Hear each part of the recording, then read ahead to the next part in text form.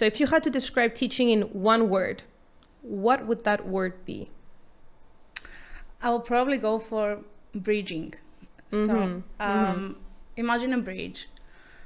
The teacher is essentially the bridge which connects the past knowledge of the student to the newer knowledge he will acquire. Said that if you think that, you know, like the younger teachers now, they're more fresh. You know, they definitely are more fresh. Yes. They're fresher, but in a period of 2 years, they're going to be burned out. Exactly. Because they're not the right tools. Right. And we're not experienced beforehand. Right, exactly. Yeah. Who's mentoring me to manage this classroom? I need somebody who's more experienced to actually show me how to split my lesson in 3, how to how to exactly manage some situations. A child is having a bad day. Everybody has bad days. How do you tackle that? How am I going to handle this in a classroom setting?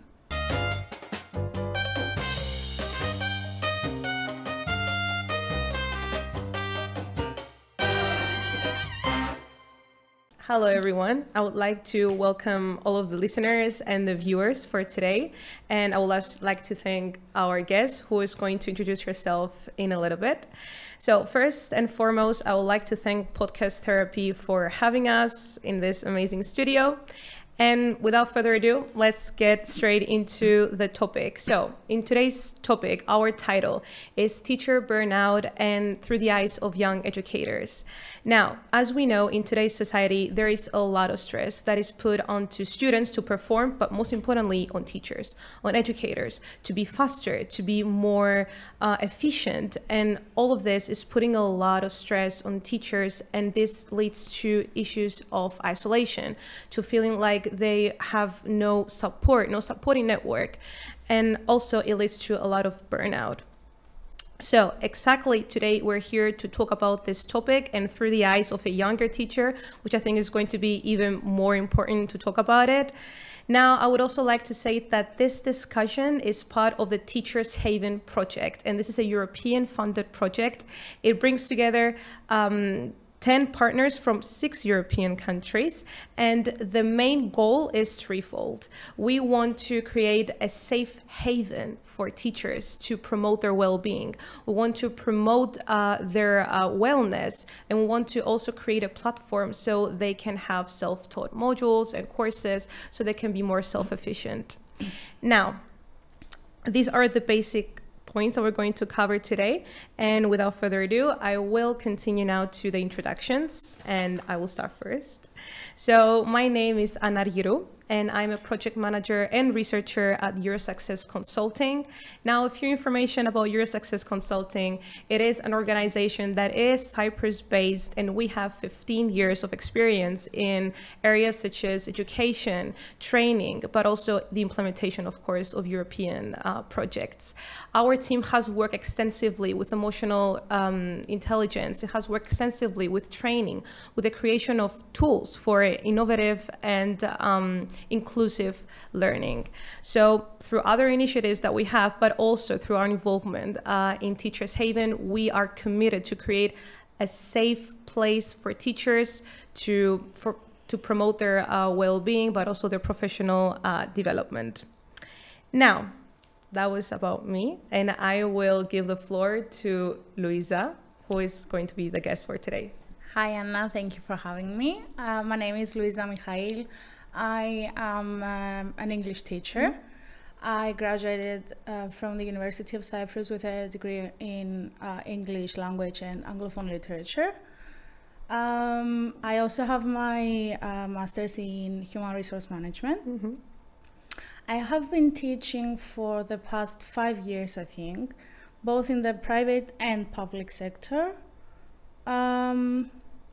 I've taught all ages, so pretty much from the first year ones and IELTS. I think I've also covered the adults. So in this extensive background. Yeah. Okay, and so you're a younger teacher. I am. you're a younger teacher. And you have experience both in the private and also in the public sector. Yes, so I have worked in private institutes, but I have also worked in the State's Institutes of Further Education, which is it's public institutes for adults and younger students. Okay, fantastic. That is everything that we need for now. And we can jump straight into today's topic. So the first question goes like this. So if you had to describe teaching in one word, what would that word be? I will probably go for bridging. So imagine a bridge. The teacher is essentially the bridge which connects the past knowledge of the student to the newer knowledge he will acquire. And this also applies to an emotional level. So I would say that the teacher can help the student move from the No, but I understand, like from one level to another, you are like the bridge that connects the students from not knowing to become to the level of knowing, but also helping them also become better people. Right. Their critical thinking skills is not just I'm giving you knowledge. Yes, exactly. So the teacher also helps the students gain confidence. They also gain confidence in themselves and to actually perform in class. The teacher can, I think that the teacher can be considered as the bridge in a school environment. No, I understand, and I agree, because I've also been a teacher in the past, but of course you have more experience in that, and I completely see what you're saying. Right. So, Louiza, we're going to continue on, and we're going to go to the second question, which is, what do you find most rewarding as a teacher? This is very personal. I think, to me, the most rewarding part of being a teacher is the moment you understand that your student actually comprehends what you're trying to say. It's that light bulb moment where the student actually gets to act on what you have taught them, and use this knowledge to advance in future endeavors. Well, that is a very nice answer. Okay, excellent. So again, now on the flip side, because that was a very nice answer, but on the flip side, what are the challenges you have faced so far? And you're a younger teacher, so Right. I mean, your voice matters. Well, everybody faced challenges during their first years of teaching. You know that. Well, to me, some of the challenges I faced were not having guidance at all. So I was just thrown in a classroom and was said, do your work. Yeah. So I had to research everything myself. Yeah, on your own. On my own. I've had issues with behaviors in classroom where I had difficulty in managing sometimes. And dare I say, parents can be a difficult part of teaching. You may say that. Yeah, that is true. Well, to expand on this, parents tend to dismiss what the teacher says. For instance, this year I have a student who is a bit weaker in the it's not doesn't have the highest ability to perform in class, but her mom thinks she's the best student in the class. And she keeps coming at school, and she keeps saying, not the mom, the student keeps coming at school, and she keeps telling me that she did not do her homework because her mom said so. She did only half of it because her mom said so. So and all the burden falls on you then. Yeah. Is that, if I may ask, is that in the public or the private? The private. In the private one. Okay, interesting. Yeah. Because usually in the private sector, teachers have expressed that there is a lot more stress on them because the parents feel like clients. I'm a client. I'm paying you. Yeah, exactly.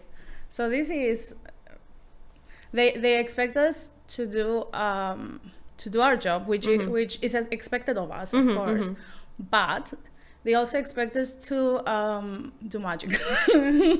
Of course, so, and to fulfill then the profile of their children. Like if they think that the profile of their children is an amazing student, you have to prove that. Right. You cannot say no. Actually, I think it's a different situation once the student's in the classroom. And in this way, if your child has some needs, it has some certain needs that are not being met, how do you expect me to meet them if you do not even pay attention at home to these needs? I only see this child 40 minutes per day, or sometimes 2 periods, so it's 80 minutes per day. How can I change this? It's not magic. Yeah, I understand. So to round back to what we were saying, I think this pressure is also a bit stressful to teachers. Excellent. Yeah, I understand completely. This is what I also have experienced in the past. So I think it's a universal experience. Yeah, I think it's a universal experience for teachers everywhere. Yeah, I think so.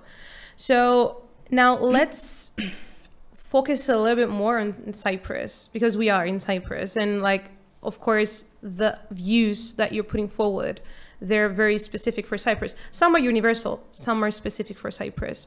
So do you think that society today values teachers in Cyprus? What do you think about this? Well, I would say that I do feel somewhat respected, but I also feel that there's this comment that goes around every time you mention that you're a teacher, that, oh, you just have 2 weeks of vacation in Christmas, 2 weeks for Easter, 2 months in the summer.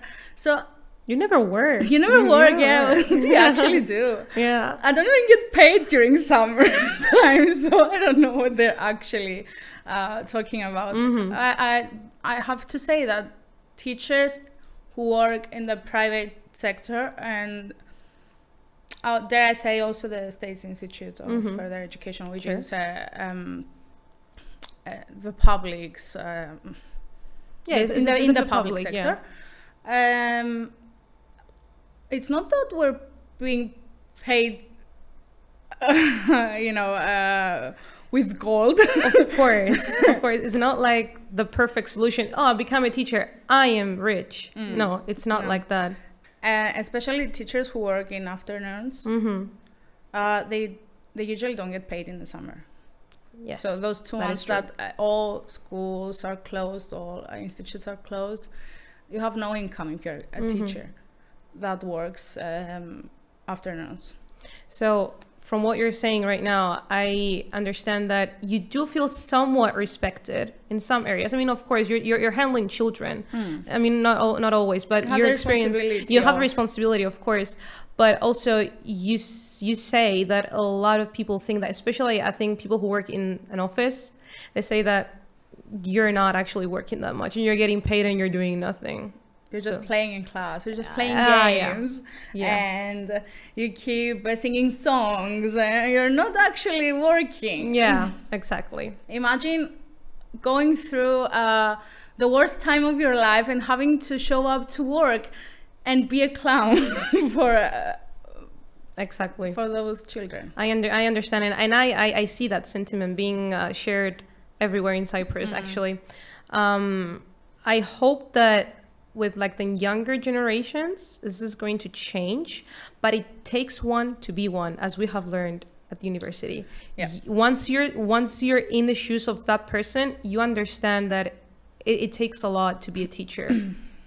Actually, yes. Yeah. So now let's continue on. Now I'm going to focus a little bit more on the well-being and the personal growth. So teaching can be very demanding, as we have said. So how do you personally, as Louiza, manage to handle stress and avoid burnout, if you can avoid it? That is the question. Well, in my experience, knowing myself, I figured that if I prepare a bit the day before, I'm actually less stressed the day of. So that is one part that actually helps me. What I also do is I focus on my hobbies if I have time. So that actually means that I get to spend time for myself, have some, self-care, or I like to do mosaics. So I did take some classes last year. That is something that I actually enjoy doing, and it actually relaxes me a lot and helps me avoid this burnout, I think. Okay.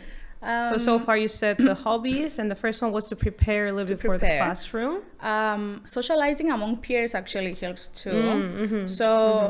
From what I've noticed, whenever I talk about my struggles with coworkers, and we actually share the same problems and challenges, I see that I'm not alone. I get the reassurance that somebody else is going through this as well, and it's not just me, or it's not something that I'm doing wrong. So I don't feel this. I do feel anxiety, but I don't feel this particular stress. That you're by yourself. That it's something that I'm doing wrong.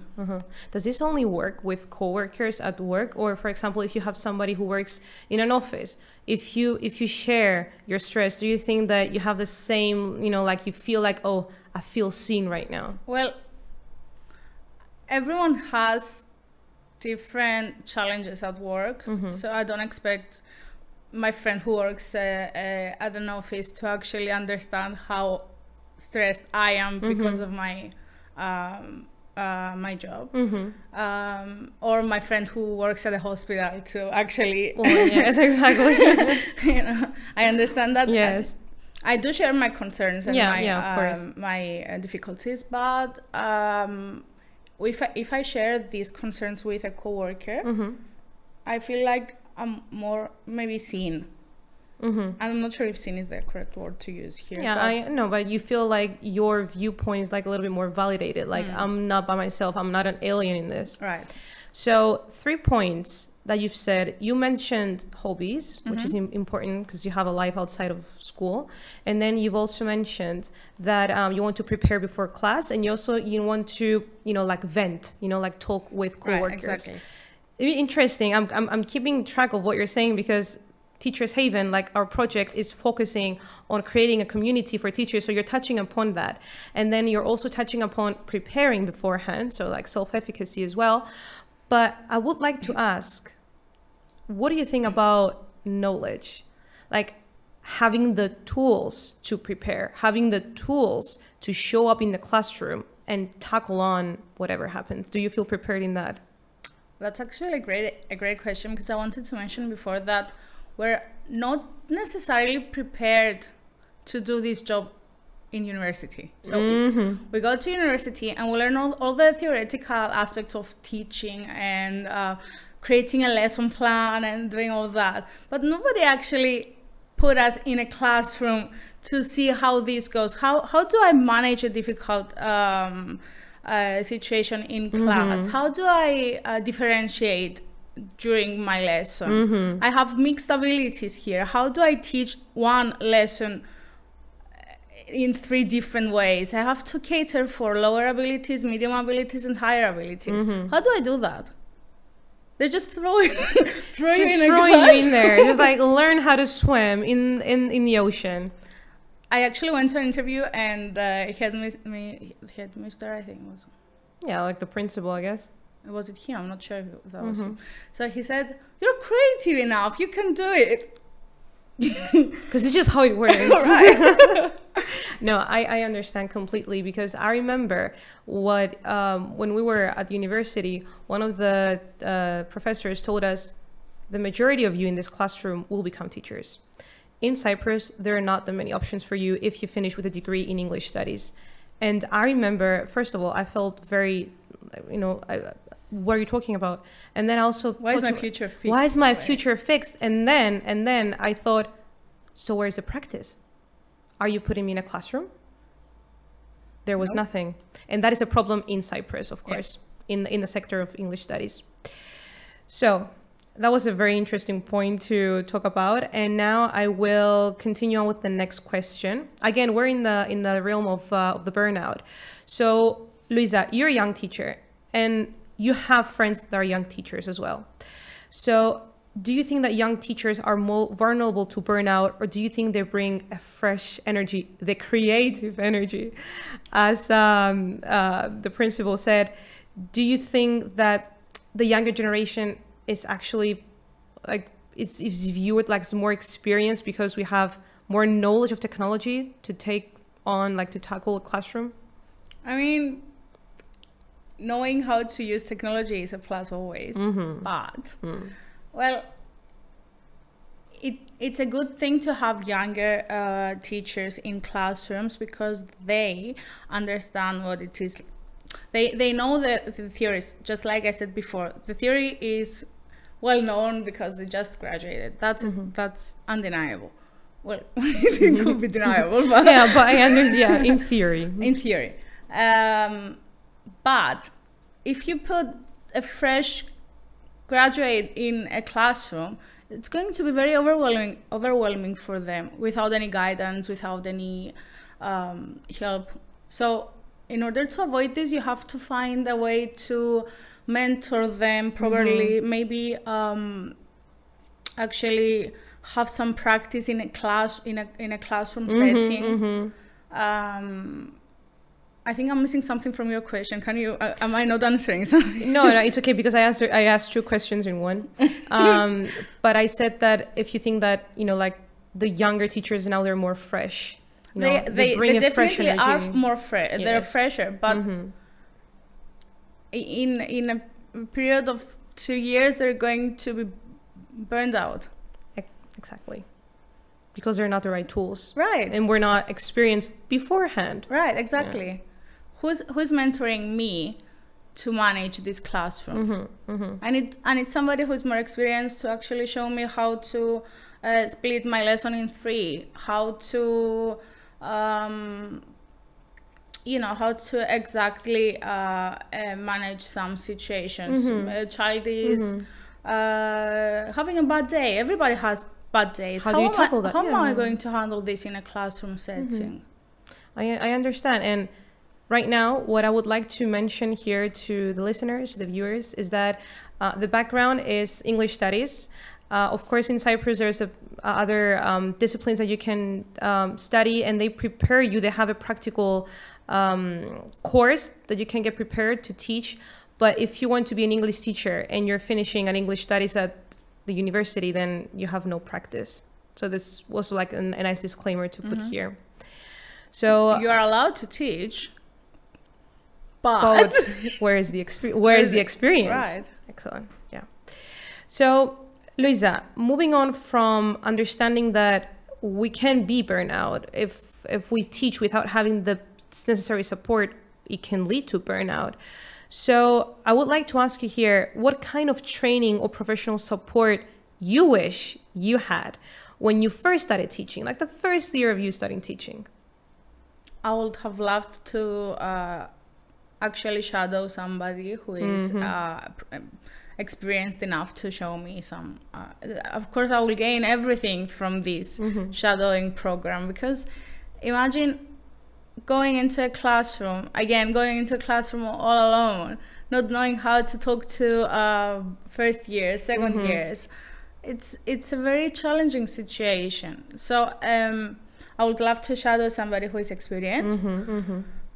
I would have loved to shadow somebody who's experienced. I would have also loved to have material prepared. So material also sometimes falls on the teacher and actually has to prepare everything. But if you're new to this profession, you haven't got any background in teaching. Most teachers have everything from previous years, or everything is a hand-me-down. Yeah, you can imagine. Yes. But for you, everything had to be created by you. Exactly. And I would have also loved a mentor, maybe a senior teacher to actually guide me through my first months of teaching. Exactly. So you have a safety net to fall onto when you think that, I don't think I'm doing a very good job right now. I feel very up in the air. Like, where is the support? Overwhelmed as well, which of course will inevitably lead to burnout when you're overwhelmed and you don't know what you're doing. Louiza, I'm interested actually to know right now, how did you overcome this? Just like hope. I hope this will pass. Pretty much. Well, what I did was I did go to therapy to actually help me understand my feelings firstly, and my stress. Why am I so stressed? What am I doing wrong? And then, as I said before, I started preparing a few days before. Then it became the previous night. So I started preparing beforehand to teach my lesson. And I mentioned that I do my hobbies so I can actually relax and not have the school in mind 24/7. So you're saying that Louiza stepped up to help Louiza? Yes. Who else would? Yes, because I was expecting you to say somebody helped, a mentor came in, there was a program that helped me. You're saying, no, I stepped up, I took this initiative. Of course, I mean, everybody should take initiative to help themselves. But you should, when you're a rookie, when you're just starting out, you want somebody to tell you, I can help you. But that did not come from what I understand. Never. Actually, my first year was a disaster for me mentally. Not so for the students I taught, but for me mentally was a disaster because I had no idea what I was doing. I was just swimming in a sea with sharks. It's just hoping the sharks will go away. Yeah, I understand. A lot of teachers say that. They say the same, at least from the teachers that I know, and they're younger, of course. So we've said a lot of needs. We have uncovered a lot of needs, which is fine, which is okay. We were expecting this. So I want to move on to an area that I think will be a little bit more optimistic, which is community and networking. And from what I know, at least networking community is a strong element. I think teachers in Cyprus, they feel that they have peers that they can help them. So I'm asking you, like, as Louiza, with your 5 years of experience, do you think that teaching in Cyprus is a little isolating, or do you think that, no, I feel like part of a community and I feel like I have hands to help me whenever, or a mind to help me whenever I need that extra support? I did have people to help me when I needed that extra support. That being said, those people came on my second year of teaching. So during my first year of teaching, I was very isolated. I had nowhere to go to. The people who were responsible for the school that year were not exactly helpful. So I was asking questions, and because the State's Institute of Further Education actually hire of all subjects, teachers of all subjects. All subjects, yes. So the senior teachers there were, I think, maths teachers or... So you couldn't get actual support, like tailored to English teaching. Yes, exactly. So everything relied on you again. Yep. So the first year, I'm telling you, was a disaster. But on my second year, I actually made a few more. I met a new. On my on my second year, I actually met people who were English teachers and could actually help me with tests, with the curriculum, to actually see where I was standing regarding to my my lesson plans. Yes, so the curriculum. My curriculum where it's supposed to be in October, or am I falling behind, or should I go a bit faster or slower? So you found support a little bit later on. Yeah. But so if you could just go back right now, maybe in your second year, the first year from my understanding was you were a little bit isolated. So do you think that there was a person who was a mentor or a colleague who helped you, inspired and helped you grow? Because you're talking a lot about professional help. You know, they help me with tests, they help me with the curriculum, which is great. You want that. But what about personally, like this, what we want to achieve through Teachers Haven is to help teachers personally feel more supported and feel like what I'm doing is actually, you know, it fulfills me. So did you find any mentors who helped you say, I feel inspired? This thing that I'm doing right now, my profession, inspires me? I should say that I've always had some inspiration, but my inspiration was not working with me. Oh, okay. So I always had someone to look up to. Was a teacher though? Yes. Okay. Yes. That being said, to circle back to my colleagues, they provided all the support in the world to actually understand why I'm doing this and go back to my roots and see that something inspired me to follow this job, follow this career, and this is why I'm doing it. So it helped. It did. Yes, it did. They helped me. They helped you. It's a group of 5 teachers. We formed a group chat. We I think we to this day we help each other on the daily. So you're still in contact. Basis. Yep.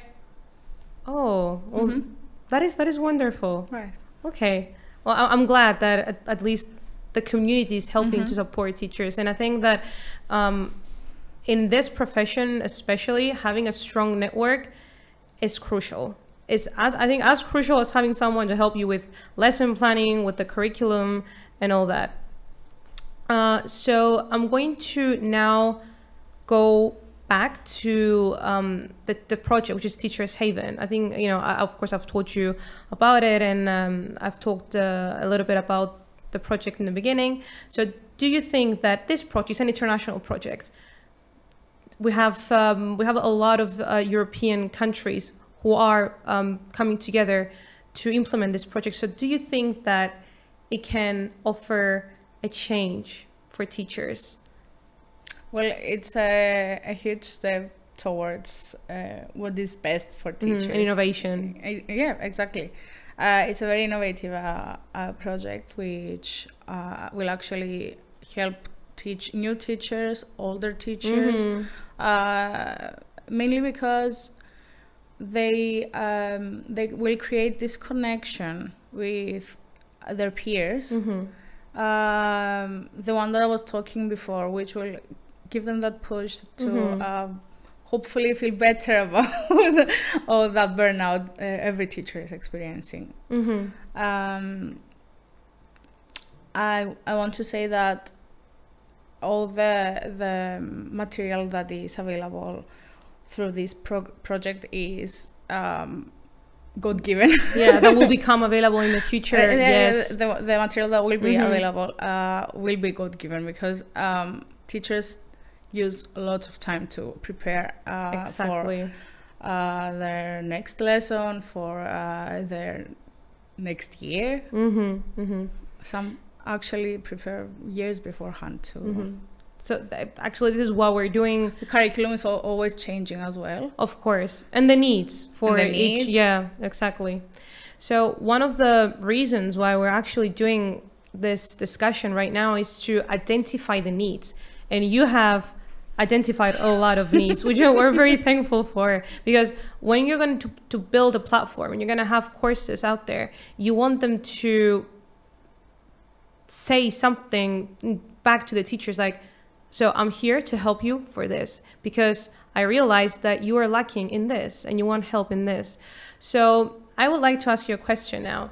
So as we've said, the goal is threefold, and I'm going to remind it again. So the goal is to create a platform, as we said, the course as a self-taught, to create the self-efficacy for teachers. And then also we want to help teachers be, like the wellness, to be more supported. And of course the community, because community can also help with wellness, but community can also help with being more self-efficient, because you're exchanging material, as you've said. They've helped me with tests and what more. So I would like to ask you, which one of those, which of these three pillars do you think is the most important for you? I do believe that the connection among teachers, I mean the actual personal connection, not just connecting to gain material, is one of the best things one can gain from this project, especially because some are actually isolated and have no one to turn up to. And these through this project, they can meet people, they can talk to people about their challenges, they can gain insights to what it's actually like teaching to other countries, to other years, to other years, I mean to other levels. To other levels. I understand. So it's interesting, again, you're going back to the community. You think community is very important for teachers, that is going to help them both develop professionally, but also help them feel more supported in their role, and make them feel like, of course we need hobbies, but make them feel less the need to, I need to vent, I need to do something outside of school because I cannot, this is driving me crazy. So this is very important as well. So I want to continue on the discussion about, the future, being a little bit more optimistic. So let's say that you are given the reins to control Teachers Haven. We're telling you, okay, Louiza, now you control Teachers Haven, but for Cyprus, because of course you know what was happening in Cyprus. What would you create? You have freedom of creativity right now. So I, from what I understand, because I'm so creative. Yeah, because you're so creative, as we have learned. So you can, of course, to help you a little bit, I think one of the first pillars you would include is community. Like, I want to help teachers feel connected. I want to create, of course, community can be anything, but you can also create, and I will bring you back to what you said before, something about shadowing, you said. And I had the luck to do this when I first started out teaching. I cannot stress enough how important it was. I cannot stress enough how much it helped me. Once I moved from the shadowing position to actually teaching, I hit the ground running. I got into the classroom, I was like, I know because I've seen the teacher do it, and I've gone into different classrooms, like different levels, as you said. So I knew, I know exactly what she wants, or I understand the sentiment, I can do it. So I think this could be something that you could also include. And this actually improved your self-confidence a lot. A lot. By a lot, yes. Well, what I would probably create is a way to chat with teachers from all around the world. So, again, circling back to community and communicating with other teachers. This could actually open a few job opportunities for some. You never know. Of course. I will probably create something like a sharing system, sharing your work, your material, sharing your problems, your challenges, a forum of asking help and receiving help, a Q&A, many small part of actually it's like a little forum. You're talking, yeah. Okay, I So understand what you you're can- saying. yeah. Yes. Interesting. And so that'll be the community part. So if I told you, okay, now you are responsible for developing courses.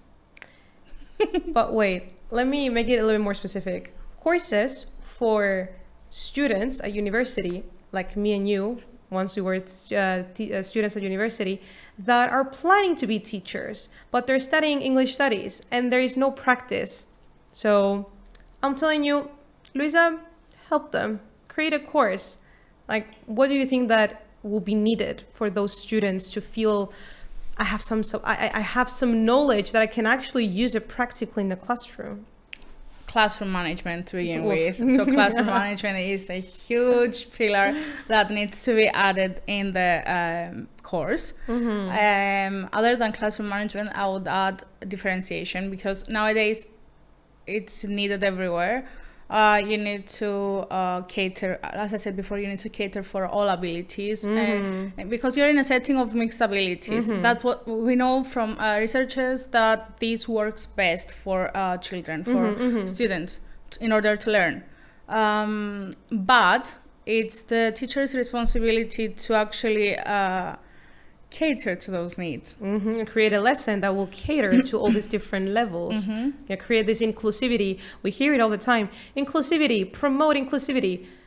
Is the teacher prepared for that? Nope. Are you giving the teacher enough tools? Nope. Are you giving the teacher perhaps a teacher assistant, so the teacher assistant can go individualized help to the student who needs that support?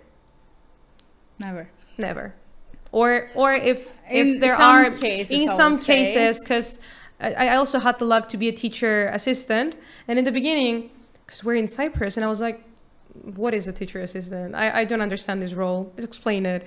And they told me, you're going to be a teacher assistant. You're going to shadow. And I did it. And I realized how much of a help I was to teachers that I was helping, because I was helping them, like the weaker students, if we can say that. But also, lower abilities. Yeah, of lower abilities, of like different abilities. And so I was also helping them and helping myself, because I was shadowing at the same time. So you knew what the challenges were for the teacher, so you could actually help her and help yourself when you would end up in a classroom again with no teacher assistant. So you'll know how to handle things. Exactly. Actually, now that I think we're coming to a very nice consensus here, that I think that self-efficacy really strives from. It takes one to be one. You need to be put in that position to be able to do it. But I'm not talking about be a teacher. I'm talking about, first of all, do shadowing. Second of all, be a language assistant, be a teacher assistant. See what it needs to be in the background. It should have been mandatory. It should be mandatory. Well, in other schools, I had the luck to work in other schools in international schools in like different countries, and I realized that to be a teacher assistant is not something, oh, what is this? It's normal. People do it. It would be great if we had it in Cyprus. I think we do, but in private schools. Yes, and it's not that well known, I think. Or you think differently? I think it's well known in private schools. Okay. That but being in said, schools, the no. state schools, the public sector does not actually accommodate such needs. such privileges to have a language teacher. So again, now I would like to finish on a more positive note. So let's say that I tell you to tell me one beautiful thing of teaching. Like if Teachers Haven, the European project that we're doing right now, if they could say, okay, from all the work that we've done, from all the research, here's one beautiful thing that comes out of teaching. Louiza, what would that be for you as a teacher, 26 years old, 5 years of experience? This is going to sound very cliche, but shaping minds. Oh. Always. I love knowing that I taught this to you. You know this because I taught this to you. Shaping minds is something that brings satisfaction to the teacher and helps the student move forward. It's one of those light bulb moments that you told me in the beginning. Yeah. Of realizing that the student now knows that he or she, they have captured the essence of what I was trying to say. Exactly. So does not need me anymore to do this. Oh, it becomes automated. Yes. Oh. Independence. Independent. So I would also like to point here a little bit. So you're teaching mostly younger students. This year I also teach adults, so it's gonna be the first time. In a classroom setting, yes. Privately, not so. I've also taught a few more other adults, but in a classroom setting is my first time.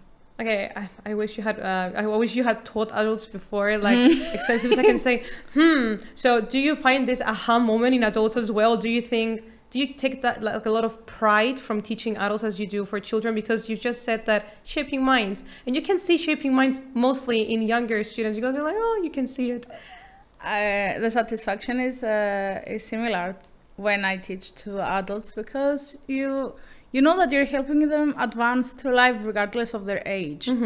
So if I teach them something and it helps them afterwards in their career or in their lives, in their personal lives, that's an aha moment for me. That's an aha.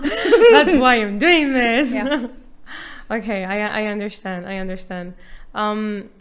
I would like to say that what you have said resonates within me as well, because I did have, of course, less experience in teaching, but we had the luck to experience university together, and then the first years of teaching together, and then the next years of teaching together. Like it just it has been. We have been walking.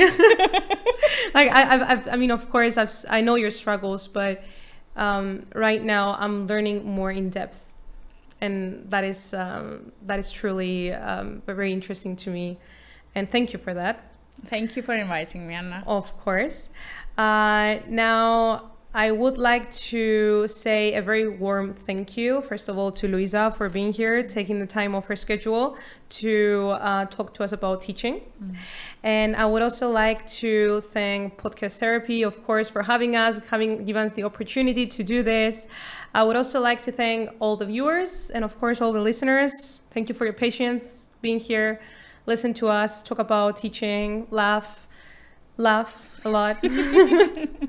Now, of course, going back to who we are, I would like to remind you that we are Eurosuccess Consulting, and you can stay in tune with us. You can follow us actually on our social media, and you can also visit us on our website. That is www.eurosc.eu, and I've said that correctly.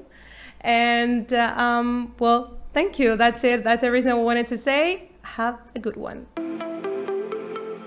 Η Eurosuccess Consulting ιδρύθηκε το 2009 ως ιδιωτική εταιρεία στη Λευκοσία, την πρωτεύουσα της Κύπρου, λειτουργώντας μέσω 3 κύριων τμήματων: επιχειρηματική ανάπτυξη, διεθνή συνεργασία και στρατηγική διαχείριση. Η Eurosuccess Consulting στοχεύει στην υποστήριξη και ενίσχυση της ανταγωνιστικότητας των κυπριακών οργανισμών και φυσικών προσώπων. Αν ανυπομονείτε να εξερευνήσετε τις δυνατότητες και ευκαιρίες σας για επιτυχία και πιστεύετε στον εαυτό σας, εμπιστευτείτε την Eurosuccess Consulting ως τον πολύτιμο συνεργάτη σας.